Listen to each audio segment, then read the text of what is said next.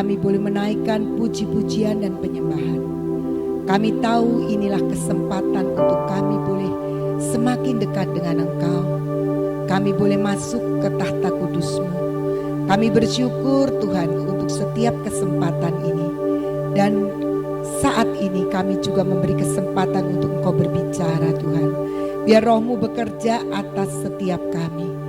Memberikan kepada kami hikmat dan pengertian serta pewahyuan buat kami. Terangi mata hati kami Tuhan. Biar Engkau sendiri yang berbicara lewat mulut bibir hamba-Mu ini. Sehingga yang kami terima yang datang dari surga. Terima kasih Bapa di dalam nama Tuhan Yesus. Amin. Shalom, selamat pagi saudara. Kita akan bicara tentang visualisasi. Apa itu? Visualisasi adalah sebuah pengungkapan gagasan dengan menggunakan gambar. Jadi kita gambar, tapi gambarnya itu belum tentu real saudara. Jadi kita imajinasi impian kita secara visual gitu ya. Jadi ada anak-anak, ada orang-orang di antara kita yang punya kemampuan visual itu lebih tinggi untuk dapat cepat menangkap. Ada lewat auditori, ya, lewat pendengaran, ada yang lewat dia baca dan sebagainya. Nah, saya hanya membaca satu kehidupan dari seorang komedian, Jim Carrey ya. Itu dia komedian di Hollywood. Suatu ketika dia tuh pengen sekali jadi orang terkenal. Yang maksudnya tentu saja orang terkenal pengen punya dapat duit banyak gitu. Kemudian dia memacu sebuah motivasi di dalam dirinya dengan cara dia bikin cek. Dia bikin ceknya dengan nominal 10 juta dolar. Dan dia itu memvisualisasikan, menggambarkan bahwa dia itu terima cek itu. Waktu itu dia belum terkenal. Dan setiap kali dia bikin ceknya, si cek gak berlaku, gak bisa diuangkan gitu, bikinan sendiri. Tapi dia mendorong itu, memotivasi ketika dia melihat cek itu bahwa dia satu hari akan menjadi seorang komedian yang terkenal dengan bayaran 10 juta dolar. Dan apa yang terjadi itu memotivasi dirinya untuk terus mengembangkan akan bakatnya sebagai komedian itu.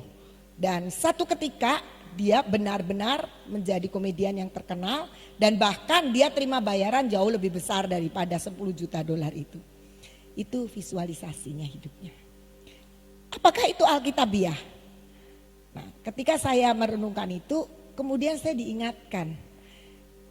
Mari kita lihat di dalam Kejadian 12 ayat 2. Kejadian 12 ayat 2, yang kedua dulu. Ini firman Tuhan kepada Abraham ketika Tuhan memanggil Abraham keluar dari keluarganya, dari negerinya. Aku akan membuat engkau menjadi bangsa yang besar dan memberkati engkau serta membuat namamu masyhur dan engkau akan menjadi berkat. Di sini firman Tuhan mengatakan aku akan membuat engkau menjadi bangsa yang besar. Waktu itu Abraham sudah menikah dengan Sarah tapi belum punya anak. Ketika dikatakan menjadi bangsa yang besar pasti bakal punya anak kan, menjadi bangsa besar. Sekarang keluarganya baru 2 anggota. Nah, tapi kemudian kita lihat dari perjalanan Kejadian 13 dan sebagainya, Abraham sampai tua belum punya anak. Nah, kita akan baca sekarang Kejadian 15 ayat 1 sampai 6. Kemudian datanglah firman Tuhan kepada Abram dalam suatu penglihatan. Janganlah takut Abram, akulah perisaimu, upahmu akan sangat besar. Abram menjawab, ya Tuhan Allah, apakah yang akan engkau berikan kepadaku? Karena aku akan meninggal dengan tidak mempunyai anak, dan yang akan mewarisi rumahku ialah Eliezer orang Damsyik itu. Lagi kata Abram, engkau tidak memberikan kepadaku keturunan, sehingga seorang hambaku nanti menjadi ahli warisku. Tetapi datanglah firman Tuhan kepadanya demikian, orang ini tidak akan menjadi ahli warismu, melainkan anak kandungmu, dialah yang akan menjadi ahli warismu. Lalu Tuhan membawa Abram keluar serta berfirman, coba lihat ke langit, hitunglah bintang-bintang. Jika engkau dapat menghitungnya, maka firman-Nya kepadanya, demikianlah banyaknya nanti keturunanmu. 6. Lalu percayalah Abraham kepada Tuhan, maka Tuhan memperhitungkan hal itu kepadanya sebagai kebenaran. Ketika Abraham mendapat firman yang pertama kali bahwa dia akan menjadi bangsa yang besar, ya sudah sampai di situ aja. Abraham menjalani kehidupan demi kehidupan sampai satu titik Tuhan datang lagi dan berbicara kepada Abraham. Di dalam ayatnya yang pertama dari Kejadian 15 dikatakan demikian. Jangan takut Abraham, aku perisaimu, upahmu akan sangat besar. Abraham pikir upah sangat besar buat apa? Saya nggak punya keturunan. Gede-gede sekarang aja saya sudah kaya, buat apa? Terus selanjutnya ayat yang kedua dikatakan Abraham bilang, ya Tuhan, apa yang akan engkau berikan kepadaku? Aku ini akan meninggal dan gak punya anak. Nanti toh kalau kamu kasih aku yang banyak pun, Eliezer hambaku itu yang akan mewarisi semuanya itu. Nah, dari situ kita bisa melihat bahwa Abraham ini gak bisa membayangkan dia punya anak. Kenapa? Karena ya memang sudah bertahun-tahun dia gak punya anak. Dan ketika dia sudah mungkin tidak mengingat lagi bahwa Tuhan pernah janji kamu itu akan jadi bangsa yang besar. Nah selanjutnya kita lihat kemudian Tuhan itu membawa Abraham ini keluar. Membawa keluar terus bilang, coba lihat bintang-bintang di langit, ayat yang kelima ya. Coba lihat bintang-bintang di langit. Nah hitung coba bintang itu. Gak bisa kan? Nah, kalau kamu bisa menghitung hebat. Karena apa? Seperti itulah nanti keturunanmu. Tuhan bawa keluar supaya Abraham memiliki visualitas lagi. Punya gambaran. Itu loh, kamu ini punya keturunan segitu banyak. Jadi yang dilakukan Jim Carrey itu Alkitabiah. Tuhan kasih sebuah gambaran supaya Abraham bisa membayangkan, bisa menggambarkan, bisa menangkap yang Tuhan mau. Sebuah gambaran keturunannya itu nanti akan segitu banyaknya. Dan tentunya terjadi ya. Kita juga keturunan Abraham yang dicangkokkan. Nah, di sini kita bisa melihat bahwa sebenarnya visualisasi itu sangat penting ternyata untuk menantikan sebuah janji dan kerinduan dalam hidup kita. Mimpi itu sangat luar biasa. Ketika itu mimpi tentu saja sama seperti yang Tuhan mimpikan dalam hidup kita. Nah, kita akan baca Markus 11 ayat 23 sampai 24. Markus 11 ayat 23 sampai 24. Ini Tuhan Yesus yang bicara. Aku berkata kepadamu, sesungguhnya barang siapa berkata kepada gunung ini, beranjaklah dan tercampaklah ke dalam laut, asal tidak bimbang hatinya, tetapi percaya bahwa apa yang dikatakannya itu akan terjadi, maka hal itu akan terjadi baginya. Lanjut. Karena itu aku berkata kepadamu, apa saja yang kamu minta dan doakan, percayalah bahwa kamu telah menerimanya, maka hal itu akan diberikan kepadamu. Bukan akan menerimanya, tapi percaya kamu sudah nerima. Jadi kalau kita berdoa, kemudian saat itu juga Tuhan bilang kamu percaya kamu sudah terima. Mungkin ada di sini yang sedang mendoakan anaknya. Anaknya ini mungkin ya susah dikendalikan. Jadi berdoa untuk anaknya supaya baik. Mungkin doa juga buat suaminya, mungkin buat istrinya baik. Seketika kita berdoa, Tuhan bilang saat kamu berdoa percaya kamu sudah terima. Jadi kalau anaknya pengen baik langsung kita harus percaya kita sudah terima. Anak kita baik, anak kita nurut, anak kita taat, anak kita rajin, anak kita tak bertanggung jawab. Itu gimana kita bisa percaya kalau kita lihatnya belum. Harus kita mengimajinasi. Tuhan bilang visualisasikan itu bahwa benar sudah baik. Waktu ngeliat anaknya, wah mungkin anaknya nakal. Kita akan visualisasikan dia gak nakal. Dia cuma aktif. Kadang-kadang anak aktif itu kita bilang nakal, anak kreatif kita bilang usil. Jadi kadang-kadang juga memang kita itu, harapan kita anak itu seperti yang kita mau modelnya. Padahal kalau kita tahu sekarang adalah anak-anak yang sedikit usil itu biasanya kreatif. Contohnya Gigin punya yang alami. Ya Gin ya, cerita sedikit. Gigin punya anak yang kecil. Itu menurut kami yang pihak sekolah itu juga luar biasa. Luar biasa. Gigin, saya masih ingat dia lapor sama saya, masuk SMP belum 3 bulan saya sudah tiap minggu dipanggil sama guru. Panggil terus sama guru. Kenapa? Karena usilnya. Tapi satu ketika menemukan seorang guru yang mengajari keterampilan ya. Keterampilan membuat satu barang-barang yang dibuat dari koran, sampah. Si anak ini ya kalau kita pikir saking usilnya ya. Jadi dia ngumpulin sampah. Tiap-tiap kelas sampah yang kertas-kertas tuh dia ambilin sampah. Dan ternyata itu menimbulkan sebuah kegiatan yang dia suka. Dan kita lihat anaknya sekarang sudah sarjana, sudah luar biasa, sudah jadi bisnismen, sudah diberkati dan sekolah di ITB ya. Nah, jadi luar biasa lah. Dari anak yang bagi kita, di mata guru pada waktu itu sangat merepotkan. Kalau bilang nakal mungkin super nakal gitu. Tapi sebenarnya bukan nakal. Kegiatan aktif yang dia belum bisa salurkan. Makanya banyak sekolah-sekolah sekarang mulai mengamati. Kalau anak-anak yang gak bisa diem itu seperti apa. Yang harus gimanain. Dia bukan berarti nakal, tetapi ada sesuatu. Nah ketika kita merindukan anak itu akan menjadi maksimal, kita harus, Tuhan bilang kita kan pasti doakan anak-anak kita.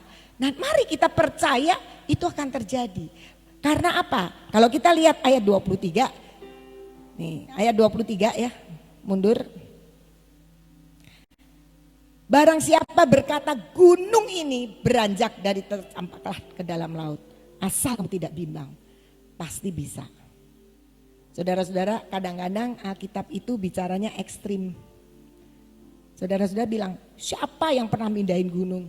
Pertanyaan saya, mau mindahin gunung Ciremai buat apa? Iya kan? Coba saya mau praktek katanya. Misalnya nih saudara mau nantang nih. Coba saya mau praktek mau mindahin gunung Ciremai. Pertanyaannya buat apa mindahin gunung?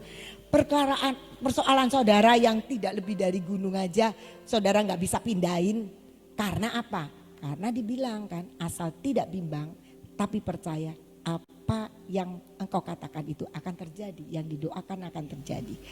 Nah Tuhan menolong Abraham supaya bisa punya iman, punya percaya untuk menangkap. Karena intinya adalah percaya. Tuhan bawa keluar untuk buat visualisasinya. Yaitu bintang-bintang, itu loh seperti bintang-bintang itu nanti keturunanmu. Maka percayalah Abraham dan Tuhan memperhitungkan itu sebagai sebuah kebenaran. Jadi mari kita kalau berdoa Tuhan bilang percaya bahwa kamu sudah menerima. Ada begitu banyak orang sulit sekali ketika berdoa suruh percaya udah terima tuh sulit. Karena begitu kita berdoa Tuhan berkati saya berlimpah-limpah keluar. Loh kok saya masih belum diberkati. Mana bisa saya percaya, mana buktinya. Alkitab bilang asal kamu tidak bimbang gunung aja bisa kamu pindahkan. Ekstrim Tuhan itu kalau bilang. Tapi saya mau kasih tahu ya. Tuhan juga enggak tiap kali saudara kepengen, oh saya kepengen rumah tetangga itu jadi punya saya, mobil tetangga itu jadi punya saya. Nah pasti ada di dalam 1 Korintus 10 ayat 23. Segala sesuatu diperbolehkan, benar saudara bisa minta apa saja sama Tuhan. Tetapi bukan segala sesuatu berguna. Segala sesuatu diperbolehkan, benar. Tetapi bukan segala sesuatu membangun. Ketika kita minta menurut hawa nafsu kita, kepengennya kita. Tapi itu kalau tidak berguna dan tidak membangun, itu tidak bernilai di depan Tuhan. Pasti Tuhan menginginkan kalau kita minta sesuatu itu untuk yang berguna dan membangun. Bukan soal yang kelihatan saja, tetapi berguna buat pertumbuhan rohani kita. Juga membangun buat pengenalan kita dengan Tuhan. Jadi kalau Tuhan itu kerja, dia kerja itu ya jasmani ya rohani dikerjain. Saudara-saudara minta saya diberkati berlimpah-limpah sampai saya punya MM-an. Tapi kalau sudah itu saudara lupa sama Tuhan. Bisa jadi, oh enggak mungkin, belum tentu. Tuhan lebih tahu keadaan kita. Jadi apa saja yang kamu minta dan doakan, percayalah kamu sudah terima. Tetapi apa saja itu Tuhan mau yang berguna dan yang membangun hidup kita. Karena bagi Tuhan itu jauh lebih penting. Dia menemukan hati kita, menemukan jiwa kita, menemukan kebenaran di dalam hidup kita. Ketimbang semua. Semua Tuhan pasti cukupkan. Tadi kita naikkan pujian kan? Allahku kan memenuhi segala keperluanmu menurut kekayaan dan kemuliaannya. Itu sebenarnya kalimat yang sangat hebat sekali. Itu ayat firman Tuhan yang luar biasa. Menurut kekayaannya. Contohnya begini menurut kekayaannya tuh. Saudara-saudara dengan keadaan saudara punya anak SMA lah. Jangan SD, SD mah uang sakunya kecil. Kalau SMA dia harus bisa buat beli makanan yang lebih mahal. Tapi kenapa saya melihat, saya mengamati anak-anak sekolah itu ada yang dikasih 20.000, ada yang dia bisa bawa 50.000, ada yang bisa bawa duit gede lagi gitu. Pasti itu kan kondisi orang tua yang menentukan itu. Kalau kondisi orang tuanya terbatas, dia nggak mungkin kasih uang jajan 100.000 berangkat ke sekolah. Pasti dihitung-hitung, naik angkotnya berapa ngepas lah. Gitu. Kondisi, tapi kondisi Bapak kita di surga adalah kondisi yang tidak terbatas. Menurut kekayaannya dia akan kasihkan. Jadi kita nggak perlu khawatir karena kekayaannya itu tidak terbatas. Dia pasti akan berikan. Masalahnya apakah segala sesuatu yang kita minta itu akan berguna dan membangun hidup kita atau tidak. Kalau semua yang kita minta itu dikasih, nanti kita minta enggak pakai mikir berguna atau membangun hidup kita. Apakah ketika kita terima semua yang kita minta itu, hidup kita semakin dekat, semakin mengenal Tuhan, semakin berguna buat kerajaan Allah, atau sebaliknya? Banyak orang ya kalau bisnisnya berkembang terus sudah jarang kelihatan. Nanti kalau sudah punya persoalan baru datang lagi ke PW. Nah itu kadang-kadang kita tidak sadari kenapa seperti itu. Nah, mari kita bicara lagi soal visualisasi. Dikatakan di sini adalah kita minta apa saja, bahkan kalau kita ngomong sama gunung, gunung pun akan tercampak. Artinya apa? Artinya Tuhan tuh mau mengatakan begini, kalau gunung aja asal kamu nggak bimbang dan percaya itu bisa pindah. Apalagi permintaan kamu yang lain. Kan susah kan geser gunung? Gak pernah lihat kan geser gunung, tapi Tuhan bilang, dan kalau Tuhan bilang dan dia setuju, pasti saya percaya itu akan pindah. Nah kuncinya apa? Kuncinya adalah tidak bimbang. Kuncinya kita percaya dan lebih lagi mempercayai sudah menerima. Nah itulah yang membantu kita memvisualisasikan. Terima sudah, percaya sudah terima, tapi belum terima nih. Kita percaya. Sebenarnya ini gak jauh dari tindakan-tindakan profetis kita. Kita percaya perjamuan kudus itu tindakan profetis. Kita kan gak pernah lihat darah Tuhan Yesus dan mungkin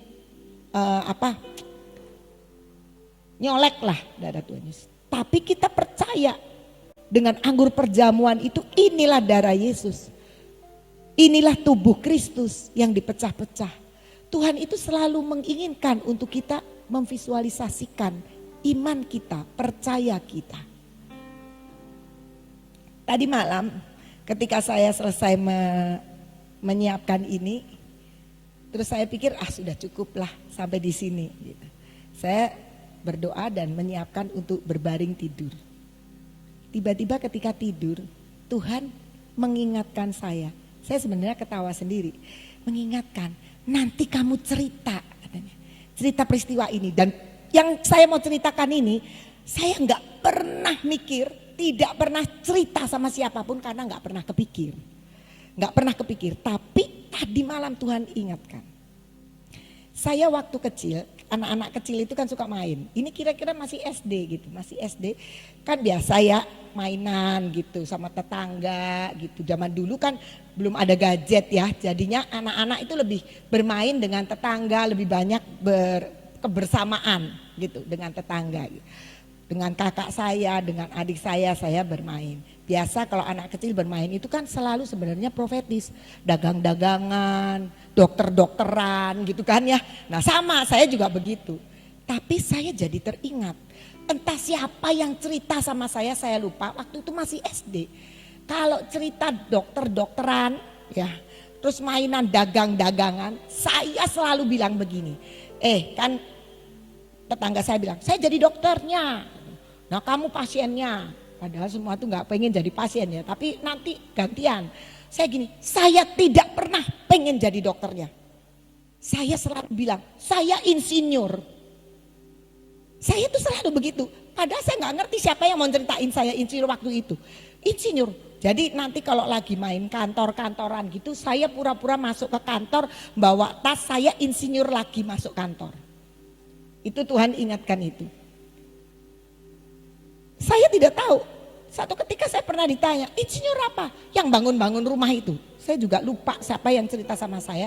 Karena waktu itu mungkin kelas 1, kelas 2 SD. Kok bisa kepikir itu? Pokoknya saya mau jadi insinyur. Dan saya memvisualisasikan. Waktu kecil tuh mainan tuh. Pokoknya semua mau jadi dokter terserah. Rebutan siapa yang mau jadi dokter. Kan ada alat-alat dokter-dokteran itu. Saya tidak pernah berebut. Saya pokoknya mau jadi insinyur. Nanti pura-pura masuk kantor, pura-pura lihat bangunan, bangun-bangun pakai itu Lego. Zaman dulu Legonya tuh kayu, bukan Lego-Lego yang seperti sekarang. Pokoknya saya selalu membayangkan itu. Tuhan ingatkan, itu memvisualisasikan. Saya sok sibuk lah, kalau lagi mainan begitu sok sibuk seperti jadi insinyur beneran. Dan ternyata sekarang saya jadi insinyur bangunan bener. Tuhan cuma mengingatkan, visualisasi yang kamu tidak sadari itu membawa kepada apa yang nyata. Tapi bukan tiba-tiba nyata terus saya sekolah tidak enggak. Ketika kemudian sampai SMP saya tetap pengen jadi insinyur, belum terlalu tahu. Nah waktu menginjak SMA saya mulai mikir, iya ya kalau jadi insinyur tuh apanya yang kudu pinter gitu ya. Nah ternyata oh iya memang entah bagaimana saya tidak tahu, saya tidak berdoa loh mau jadi insinyur waktu kelas 1 SD, 2 SD, enggak pernah doa. Tapi kemudian ketika mulai menginjak SMA saya memang berdoa. Untuk saya itu enggak mau cuma lulus SMA, saya mau tetap kuliah gitu kan. Nah tiba-tiba saya tanpa sadar ya, pelajaran-pelajaran yang saya suka, yang akan mendukung nanti di teknik sipil itu semua yang saya mahir, yang saya bisa dan yang saya suka. Fisika ya fisikanya fisika mekanika gitu. Matematika karena harus kuat matematika, saya paling suka matematika. Jadi sepertinya Tuhan itu menjadikan visualisasi saya menjadi kenyataan. Dan saya berdoa, saudara, bukan gak berdoa, saya berdoanya gini, Tuhan saya gak mau cuma lulus SMA, saya mau kuliah. Saya mau sekolah, saya mau, belum bilang mau jadi insinyur. Begitu sudah mulai kelas 2, kelas 3 SMA, saya mau masuk ke teknik. Kakak saya bilang begini, mami saya enggak setuju karena saya satu-satunya perempuan, dia pengen saya jadi dokter. Kalau dokter itu kan membanggakan orang tua, tapi saya tidak suka. Kakak saya sudah jadi orang teknik, sekolah di elektro. Jadi dia bilang gini, kamu jangan sekolah teknik sipil, udah aja nurut mami dokter. Gak mau, kata saya itu, gak suka, saya bilang gitu kan. Terus dia bilang, kamu tahu gak teknik sipil susah banget loh, itu matematikanya susah, itu mekanika tekniknya susah banget. Ngerti aja syukur, apalagi bisa ngerjain. Sudah bisa ngerjain belum tentu lulus, itu saya ditakut-takutin sama kakak saya. Tapi saya bilang begini, ya memang susah, tapi kan ada. Waktu itu jarang orang teknik sipil tuh perempuan tuh jarang. Tapi kan ada insinyur sipil perempuan, ya biarin aja. Kalau ada ya saya mau nambahin 1, saya tetap. Tapi yang saya mau katakan di sini, tadi malam Tuhan ingatkan, visualisasi dari kecil itu bisa terjadi. Jadi artinya apa? Apalagi waktu itu saya belum begitu mengerti. Tapi Tuhan itu menuntun terus. Saya lahir dari kecil dari keluarga Kristen. Jadi saya sudah dari kecil ya bersaat teduh, sudah dari kecil ikut sekolah minggu. Keluarga saya keluarga yang ya taat lah. Papi saya majelis, mami saya anggota paduan suara dan sebagainya. Jadi kita pelayanan di gereja. Jadi saya mau katakan begini, Tuhan kita memang ajaib. Dia memenuhi semua keperluan kita, bukan soal duit saja. Keperluan kebutuhan masa depan kita itu dia berikan. Dan Tuhan mengajar kita pagi ini, mengingatkan kembali. Yang kita ngerasain kok doa tidak dikabul-kabulkan. Siapa tahu kita sudah kehilangan pengharapan tentang janji Tuhan seperti Abram. Abram sudah ngomong, Tuhan buat apa kamu kasih berkat-berkat. Toh nanti yang mewarisi itu hambaku Eliezer, orang Damsyik itu. Nah Tuhan bilang, Tuhan ngajari, yuk keluar, lihat bintang. Visual itu lihat bintang, seperti itu loh. Ketika Abraham lihat, wah dia timbul imannya. Ya saya percaya, itu keturunanku. Dan jadi mari kita belajar, kalau kita berdoa, kita percaya bahwa kita sudah terima yang kita doakan. Ya apa yang sedang kita harapkan sekarang, pergumulan apapun, entah itu kesehatan, entah itu keluarga, entah itu ekonomi, pekerjaan apapun, visualisasikan. Dengan catatan segala sesuatu diperbolehkan. Benar, saudara boleh. Misalnya saudara mau ngimpi, wah saya pokoknya minta Tuhan anak saya jadi presiden. Lah ya berguna apa enggak? Gitu. Apakah itu membangun hidup kita apa enggak? Jadi kita tetap semua boleh. Tetapi apakah itu berguna untuk hidup kita atau membangun hidup kita? Mari kalau kita bergumul, kita bertanya sama Tuhan. Tuhan Roh Kudus, enaknya aku doanya minta apa ya? Roh Kudus lebih tahu apa yang berguna. Jangan aku minta, saya jadi teringat di Amsal ya. Amsal itu menulis begini, Tuhan jangan jadikan aku kaya. Nanti jangan-jangan aku lupa sama kamu. Tapi juga jangan jadikan aku miskin. Nanti orang mencemooh Tuhanku, mencemooh hidupku. Nah, ada tuh di Amsal bilang begitu. Jadi yang diminta seperti apa? Amsal juga menuliskan, jadi berikan kepadaku apa yang menjadi bagianku.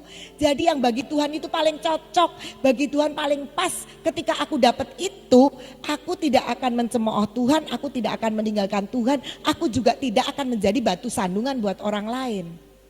Itu Amsal bilang begitu. Nah kalau aku nggak minta kaya ya gimana, aku masih punya banyak utang. Tuhan bilang Allahku akan memenuhi segala keperluanmu. Jadi yang pas buat kamu. Pasti Tuhan akan turun tangan. Lah gimana aku mau minta apa, wong aku kesel sekali, keluargaku masih begini-begini. Tuhan tahu yang pas buat kita. Saudara-saudara, semua yang kita hadapi itu bukan untuk diselesaikan dari pihak orang lain, tapi lebih sering untuk menyelesaikan diri kita sendiri. Diri kita sendiri yang mesti diselesaikan, nanti yang lain itu pasti diselesaikan. Masalahnya kita yang sering kali belum selesai. Itu pengalaman saya. Satu ketika saya berdoa minta karyawan. Tuhan kasih satu karyawan yang saya tahu pasti itu dari Tuhan. Tuhan bilang hari ini calon karyawan itu datang, terima. Tapi karyawannya jengkelin sekali. Saya mau keluarin saya takut. Hasil dari doa. Tapi enggak dikeluarin, gemesin. Tapi ketika kemudian saya mulai menyadari bahwa itu membentuk saya dan saya minta Tuhan ya sudah buat saya memahami dia, buat saya mengerti dia, ini pasti membentuk diri saya. Dan ketika saya lulus itu karyawan berubah sendiri kok, itu karyawan jadi baik. Loh kenapa dulu gak baik ya, kenapa dulu nyebelin ya. Sebetulnya bukan dia yang berubah, tapi ternyata saya yang berubah. Jadi mari kita berdoa minta Roh Kudus pimpin dan kalau sudah Roh Kudus memimpin, memvisualisasikan apa yang sebenarnya sudah kita doakan, percaya bahwa kita sudah menerimanya, maka kita akan menerimanya. Yang Tuhan inginkan semua kita boleh minta, tapi apakah itu berguna? Semua diperbolehkan, tapi apakah itu membangun hidup kita untuk semakin dekat, semakin mengejar Tuhan, semakin mengenal Dia. Itu share saya. Tuhan Yesus memberkati. Ya, saya percaya saudara sudah mendengar dan diterangkan dengan jelas ya. Jadi tinggal diaplikasikan dalam kehidupan kita ya. Jadi kita harus tahu bahwa kalau saya rangkumkan semua, hidup kita itu harus punya apa? Punya mimpi. Ya. Mimpi itu apa? Sesuatu hal yang kita rasakan, kita nikmati, kita lakukan, tapi waktu bangun, loh kok gak ada kenyataannya. Jadi visualisasi itu sepertinya harus punya mimpi yang luar biasa ya. Boleh gak? Boleh. Mimpi itu seperti cita-cita, seperti Ibu Ina tadi cerita, tanpa disadari pengen jadi insinyur ya kan. Itu cita-cita sebenarnya yang ada di bawah sadarnya, dia punya cita-cita. Nah, boleh nggak? Boleh aja. Jadi kita harus benar-benar punya mimpi. Mimpi yang apa? Mimpi yang besar. Salah nggak? Ya nggak salah. Asalkan seperti ayat tadi, apakah itu berguna buat kita dan membangun buat kita, itu pasti akan menjadi kenyataan. Amin. Yuk kita berdoa. Bapa, kami mengucap syukur untuk segala sesuatu yang Kau sediakan buat kami pada hari ini. Terima kasih kami boleh menyembah Engkau selama 1 jam. Kami boleh mendengar sebagian daripada firman-Mu. Kami minta dalam nama-Mu, taruh dalam hati kami Tuhan. Mempunyai mimpi yang luar biasa dalam hidup kami. Karena kami percaya Tuhan, apa yang kami mimpikan itu pasti akan menjadi kenyataan. Asalkan itu berguna dan membangun dalam kehidupan kami. Terima kasih untuk semuanya Bapak. Saat ini kami tetap berdoa buat pulau-pulau Tuhan di seluruh Indonesia ini. Kami minta anugerah-Mu turun. Engkau sendiri akan membuat penuaian besar-besaran di setiap pulau-pulau di seluruh Indonesia. Bahkan sampai di luar negeri. Kami minta dalam nama-Mu, ini waktu penuaian, ini waktunya kita masuk di dalam lawatan yang besar-besaran, lawatan sampai dengan akhir zaman ini Tuhan. Biarlah Engkau mulai Tuhan mengirimkan anak-anak-Mu di seluruh pulau-pulau di Indonesia sampai terjadi tuaian besar-besaran. Terima kasih untuk semuanya. Kami juga berdoa Tuhan, apapun yang bakal terjadi, bulan-bulan yang ada di hadapan kami tidak akan menghalangi rencana-Mu atas penuaian besar-besaran di Indonesia. Terima kasih untuk semuanya. Kami percaya Tuhan, semua malapetaka, baik banjir, baik gempa bumi, baik gunung meletus maupun rencana-rencana kuasa gelap apapun, kami berdoa kepadamu. Semua yang bukan ada dalam planning-Mu Tuhan, Engkau yang akan menggagalkannya. Semua yang bukan berasal daripada apa yang sudah Kau planningkan, Engkau yang menggagalkan dan memporak-porandakan semuanya Tuhan. Inilah doa yang kami naikkan di hadapan-Mu. Kami tetap berdoa untuk pemerintah negara kami Tuhan. Kami berdoa untuk Bapak Presiden kami. Kami berdoa untuk semua jajaran pemerintah yang ikut ambil bagian. Kami berdoa saat ini Tuhan. Engkau sediakan memberi hikmat, marifat, roh takut akan Engkau. Buat semua pemimpin-pemimpin kami. Sehingga semuanya Bapak kami mau berdoa. Biar semua pengaturan-Mu yang jadi, kedaulatan-Mu yang jadi atas bangsa dan negara kami. Terima kasih untuk semuanya. Terima kasih Tuhan untuk pagi hari ini. Kami mau masuk dalam pengurapan.